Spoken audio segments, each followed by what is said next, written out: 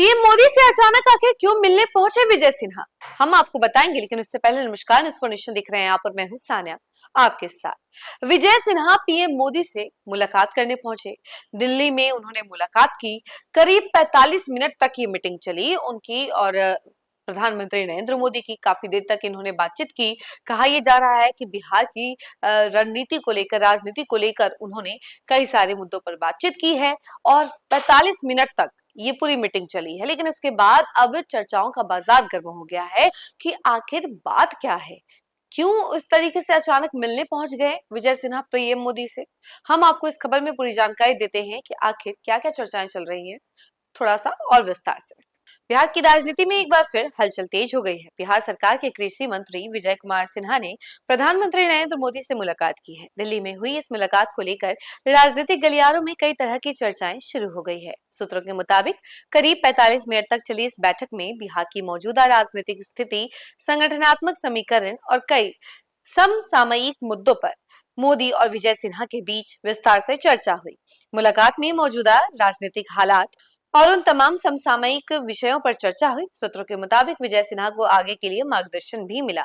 सूत्रों की माने तो इस मुलाकात में विजय सिन्हा ने बिहार की राजनीतिक परिस्थितियों को लेकर अपनी बात प्रधानमंत्री के सामने रखी। साथ ही आगे की राजनीतिक भूमिका और संगठनात्मक जिम्मेदारियों को लेकर भी चर्चा होने की बात कही जा रही है। हालांकि आधिकारिक तौर पर बैठक के एजेंडे को लेकर कोई बयान सामने नहीं आया है। लेकिन इस मुलाकात के बाद बिहार बीजेपी के भीतर नई अटकलें तेज हो गई हैं।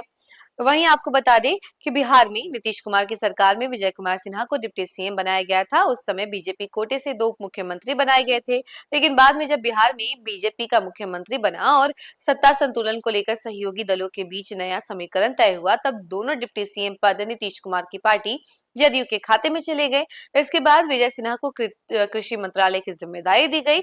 इसके बाद से खुले रूप से तो नहीं, लेकिन इशारों ही इशारों में विजय सिन्हा का दर्द कई बार कैमरे के सामने छलक चुका है।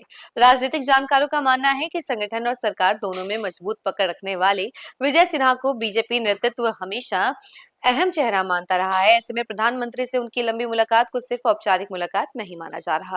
इससे पहले विजय कुमार सिन्हा ने मीडिया से बातचीत में साफ कहा था कि वह पार्टी नेतृत्व के फैसले को सर्वोपरि मानते हैं। उन्होंने कहा था कि हम अपने कमांडर के आदेश का पालन करते हैं। जो जिम्मेदारी मिलेगी कमांडर का, जो आदेश होगा उसे हम पूरा करेंगे।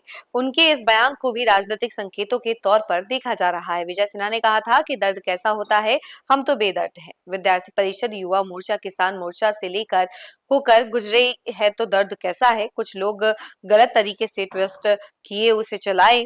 बीजेपी का सिपाही कल भी था, आज भी हूं, लेकिन कल भी रहूंगा। कमांडर जो भी आदेश देते हैं, जिम्मेदारी देते हैं, तन्मयता से पूरा करते हैं।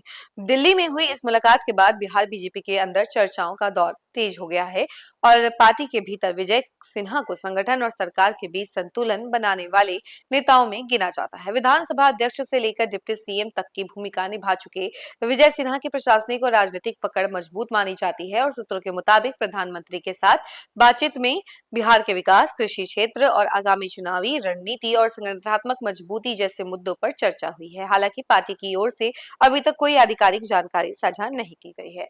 तो देखिए, विजय सिन्हा को लेकर अब बहुत सारी बातें चल रही हैं। कहा यह भी जा रहा है कि कौन सी शिकायत लेकर आखिर विजय सिन्हा पीएम मोदी के पास पहुंच गए, क्या दिक्कत है।